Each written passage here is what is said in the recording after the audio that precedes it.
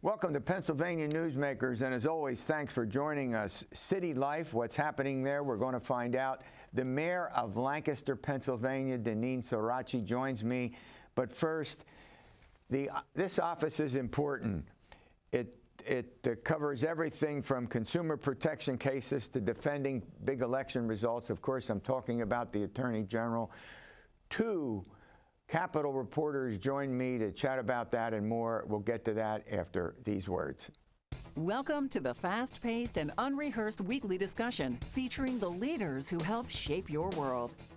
Join us as we address the issues that impact you each and every day. This is Pennsylvania Newsmakers. And now, here's your host, Terry Madonna. All right, we've some important topics to talk about in addition to the business of this election for Attorney General. The legislature is back, what it's up to. We might also talk about the budget impasse. Believe that or not, we're still talking about last year's budget, I should point out. Joining me to do that is Angela Couloumbis. She's with Spotlight PA, and Marc Levy. He's with the Associated Press. Well, reporters, it's great to have you here. So let's get started right away. I'll start with you, Angela. We have an attorney general in the state. It's an elected office. In some states, they're appointed. In our state, he or she is elected. And it's already heating up, and the election is not until next year, 2024. Yes, it's a crowded field right now. A crowded field. We have the fifth Democrat just entered the race, and there's three Republicans. So it's going to be a fairly crowded primary, but it is an office that historically has been a launching pad for higher office. Particularly for governor in Pennsylvania, and there's always been quite a bit of a contest to snag that spot. It's an important office, too, in that, as you mentioned, it does some fairly high-profile prosecutions and drug trafficking, and obviously, as you mentioned, elections. The office played a very significant role in 2020 and making sure that the election results were counted here in Pennsylvania. Right, yeah. Marc, what's interesting, a point Angela made having to do with it's a launching pad. You take two other what we call row offices, state elected offices, Auditor General and State Treasurer, and you think about U.S. Senator Bob Casey. He was both Auditor General and State Treasurer before he was elected to the Senate. And then you have his father, Bob Casey, who was, of course, a former governor, and he also held one of those row offices. So this is an important launching pad, isn't it? In addition to the importance of the position. Right. It's an important job. It's independently elected. So in theory, the Attorney General is independent of the governor. But Attorney Generals in the past run for governor, such as our current governor, Josh Shapiro, was Attorney General. There you go. Now, historically, attorneys general had been prosecutors, but that mold. Josh Shapiro broke that mold. And now, whoever wins this race, and it's going to be very competitive, whoever wins it will be talked about as a potential candidate for governor in 2030. Yeah. Now, I know that's a lot of years out, but that's what happens typically. Yeah. By the way, Josh Shapiro was a state lawmaker, State House of Representatives, then went back to his home county, Montgomery County, where he was a commissioner. That's the point that Marc was making. So you can get to be governor or U.S. senator without holding one of those positions, but many of the people who've held the governorship or the Senate post in Pennsylvania did hold one of the so-called row offices, as they're referred to. All right, I'll tell you what, let's run to a break, and we come back. Let's talk about the budget impasse and about the legislature coming back and what all that means for the citizens of the Commonwealth of Pennsylvania. This broadcast of Pennsylvania Newsmakers is presented by the Pennsylvania Chamber of Business and Industry, the statewide voice of business, and by the Pennsylvania State Education Association, bringing the power of a great education to our schools, our students, and our communities.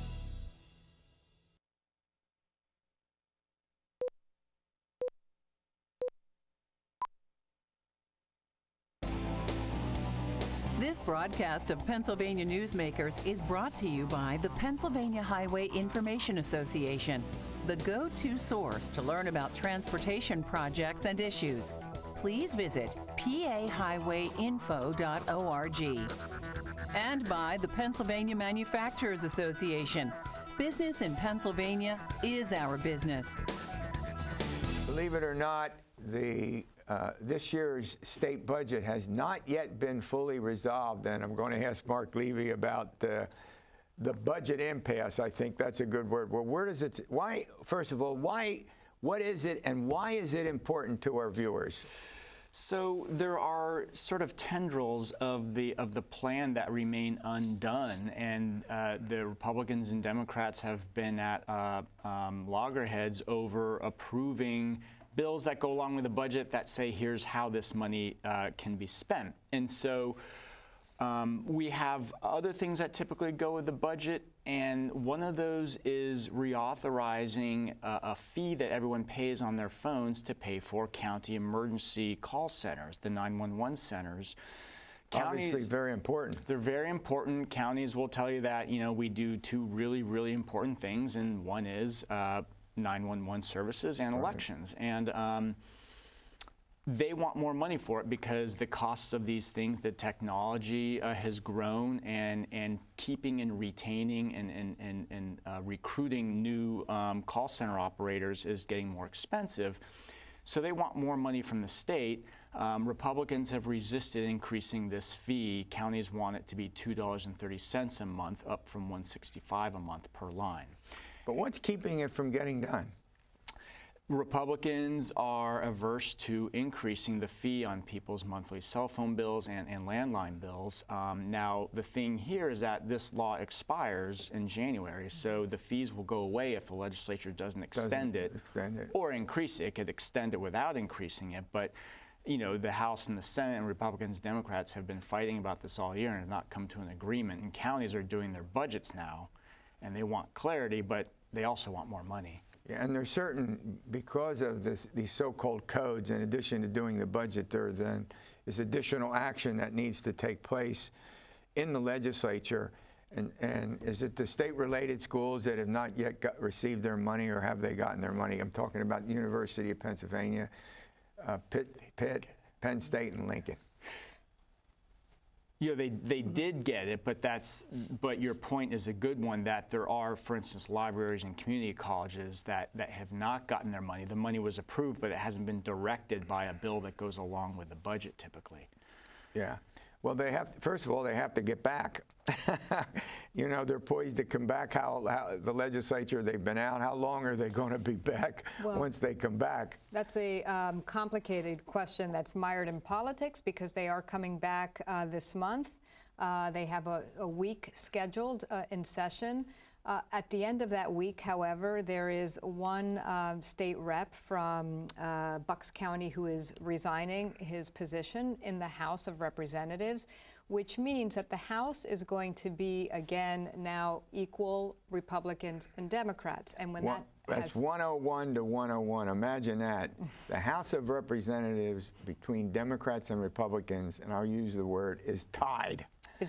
And what we have seen happen in the past when that has happened, until the special election occurs, which the earliest it could probably occur is sometime in mid-February, the House has not returned to do any significant business. Yeah. So in trying to approve these budget-related bills, that might be a really big roadblock. Yeah, if we have this 101 situation for some time, it has a huge impact on what the legislature does, not just dealing with the budget, but with a whole variety of policies that are important to the citizens of the state of Pennsylvania.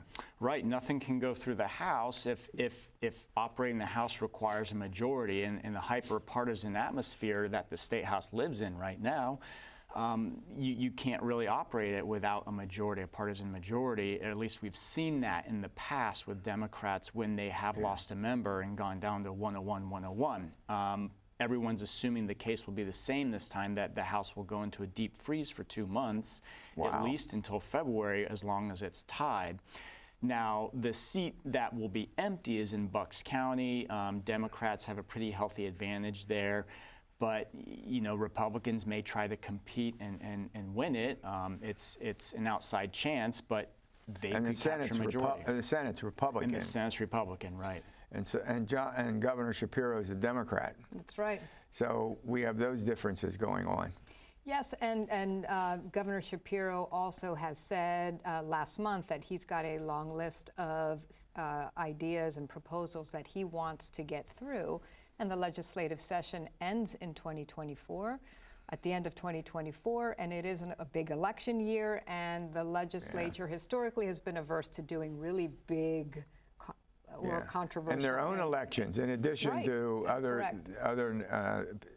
big elections going on, Congress, President, Senate, let's not forget Senator Casey's up, and then we have the President of the United States. That's really, well, look, I want to thank you for coming in. Thanks for the update. All right, coming up, the Mayor of the City of Lancaster, Danene Sorace, joins me. We'll get to that after these words.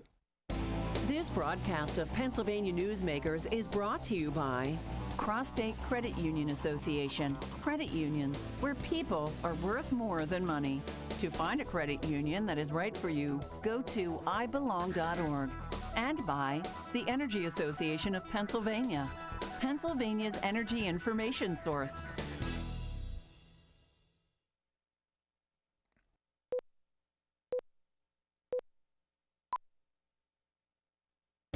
This broadcast of Pennsylvania Newsmakers is brought to you by the Association of Pennsylvania State College and University Faculties, representing the faculty and coaches who are devoted to providing quality public higher education for Pennsylvania's college students. All right, city life is extremely important, and joining me is the Mayor of the City of Lancaster, Danene Sorace. We're going to talk about let me put it this way. There's some good things and some not so good things. So why don't we start with some of the good things? One of them you wanted to talk about is the economic development in the city. Yeah, so we continue to attract the kind of development that we want to continue to see in the city of Lancaster. And at this particular time, as we head into the holiday season, celebrating our small business community and really reflecting on the strides that we have made and the continued work that we have ahead of us to continue to keep a vibrant downtown. But just last Friday night, we had several thousand people downtown for the lighting of the Christmas tree. And we have a really incredible series of events that are coming up leading into the rest of the holiday season. Yeah, you have a number of sort of public events that take place in the city, particularly in not just in downtown, but you have a college located in the city, Franklin and Marshall. You have a lot of small businesses that have their roots there and continue to operate. Yeah, and one of them sits right on the square, and that's Fulton Bank, and it has been in the city of Lancaster for a very long time. And when you lose those kinds of legacy businesses that have been in the heart of your city for a long time, that's when the hollowing out starts to happen. And it's really difficult to get them back once they go. And I appreciate all of the businesses that have made Lancaster their home for a very long time. Yeah, a lot of downtown cities are how do I put this? You know, literally, you get near dark and they clear out. There's virtually no one who walks there, shops there, and that's pretty. By the way, I am not a resident of the city of Lancaster. I lived there growing up, but I'm in a township outside of Lancaster. And I would say that, we were not unscathed by COVID. We did lose a number of people that were working downtown as more people are working hybrid or only coming into work 3 days a week or not at all. And so that is still has impacted our downtown businesses, particularly on Mondays if you want to find some place for lunch. But I would say that we are continuing to rebound, and I know a lot of that is because of the tenacity of our small business community, and that just matters so much. Also, just say that the CRIZ is a significant economic development tool for the city of Lancaster. I know there's a lot of conversation right now in Harrisburg about expanding it, but it is the one tool that we have to support our small businesses and continue to grow economic development projects in downtown, because otherwise we don't have any tools that are of How many substance. people live in Lancaster? 60,000. 60,000. Yep. And it's remained pretty consistent over time? It has, and in large part we've been able to maintain that consistency over time because we are a welcoming city, and that means that no matter where you're from in the world, you will find a way to connect with your local government and to get access to those services. 30% of our population growth in Lancaster County is because of refugee resettlement, and that's in contrast to the majority of the counties across the Commonwealth. And so that's a big part of the growth in the city is refugees who come in. You don't check to see if they're citizens, right? No, 13% of our community is refugee, and there are not issues related to legal status because these are highly vetted individuals who've been on wait lists, sitting, many of them in camps, refugee camps, waiting.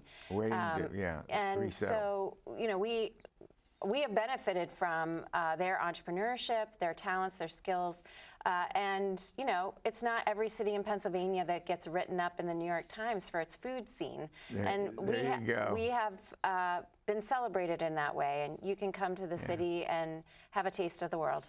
Well, there are also some problems that exist, and we'll talk to the mayor about those after these words. This broadcast of Pennsylvania Newsmakers is brought to you by the Pennsylvania Medical Society. Inspired physicians committed to the good health of Pennsylvanians and the advancement of the practice of medicine.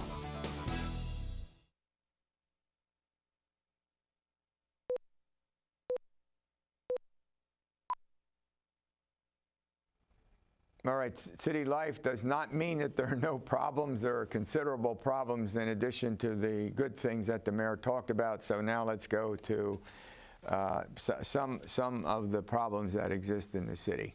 Well, let's start with the budget, Terry, because it's budget season. You always want to talk about, everybody wants to talk about the money. The money, it's all about the money. So this year I've introduced a budget that doesn't include a tax increase, but it does. We are looking ahead to a cliff that is coming because the American Rescue Plan funds are going to go away quite soon. And so we have one more year of being able to use those funds to support public safety in the city of Lancaster. And so I've initiated a conversation in our community around a home rule study commission. That commission has been impaneled. They are doing their work. I expect early next year they'll be making a decision about whether or not they want to proceed with drafting a charter. If that proceeds, then it would be before the voters next November. This is a consequential decision for the city of Lancaster. It has to do with how we will raise the revenues that are necessary to maintain public services, which comprise 60% of our budget. There's not a lot of room for much else in our budget beyond the basics, the necessities. I'm also really pleased that we've been quite successful in generating grant funds and have over $50 million under management. You mentioned the police. Talk a little bit about the police force. Well, it's police and fire. That's 60% of our budget. Police and fire, right. That's public safety. That is the core of what my job is as mayor. Every mayor across Pennsylvania, that's their first job, is to maintain public safety. And we will not be able to do that if we cannot pay for cops and firefighters. And this is a significant issue. Have you been able to maintain, an adequate force? We have in our firefighting staff. We have been able to maintain a consistent complement over the last 10 plus years. In the police bureau, we have more challenges because we've hired a lot of police officers in the 90s, 2000s. They're all retiring. We've over 50 folks have retired. Since 2016, 50 officers, and they're all leaving with 20 plus years of experience. And the level of applicants is slow. So we have to work twice as hard to fill every one of those positions. All right, I have to ask you about homelessness. It comes up everywhere. It's in almost every report. not just in city life, but that sort of dominates discussions. Yeah. You have a problem with it. Tuesday night, Council requested a report from the Lancaster County Housing and Redevelopment Authority, which oversees the homeless coalition that operates in the county. I think one of the most significant comments that was made is that there is a total of $1.5 million that just supports homelessness services in the entire county of Lancaster, the entire county. The city has put in $1.6 million of ARPA funds to support the expansion of low barrier shelters and the development of a permanent homeless support services system. But that's going to go away too. And there is an incredible need. Where do these people get their food? Where do they, I mean, they sleep in cots, they sleep on the ground. I mean, I see them when I drive through. Yes. The city. And many of them are from Lancaster County. These are our neighbors. And we have an incredible network of volunteers and churches that provide meals every day of the week, 3 times a day. And so a lot of people do come to the city because there is this network of churches that are providing meals. And there's also a day shelter, although one is currently closed, and we need to get that one reopened as well, especially in the winter months. Cannot continue to have people not only sitting outside during the day, but then also sleeping outside. Now, are most of these people Lancaster people, or are they among the folks who've come from outside? I mean, we do get folks that come from other communities to Lancaster, but I would say that the majority of them are folks from Lancaster County. From Lancaster. And we're seeing an uptick of individuals with developmental disabilities that are living on our streets as well. And this is just a travesty. And every community is dealing with it across the country. Every mayor has this as one of their top 3 priorities. I'm hopeful that Should the state be doing more to help? Yes, the state should be doing more to help. The county should be doing more to help. The private businesses, philanthropy should be doing more to help. We all need to be leaning into this. We did just apply for $750,000 to support capital costs because we don't have a permanent shelter in the city of Lancaster. Right. Is that something you should have? We should have a low barrier permanent shelter in the city of Lancaster. Right now we have Water Street Rescue Mission, but they do not qualify as a low barrier shelter. We need that. And I would say that we applied for $750,000 only to find out that the total amount available from the state is about $5 million. You cannot provide these services statewide with that little bit of money. Yeah. Yeah, this obviously is has to be an overwhelming problem for mayors, for city officials. I mean, when I drive through, you see the people sleeping virtually everywhere, and some of it downtown. Yes, and so we do have about 20 people right now that I count as I'm walking home or walking around the city at night, and I know that there are more. Well, look, I want to thank you for coming in, providing us with this important update. All right, we will see you next week for another edition of Pennsylvania Newsmakers, and as always, you stay well.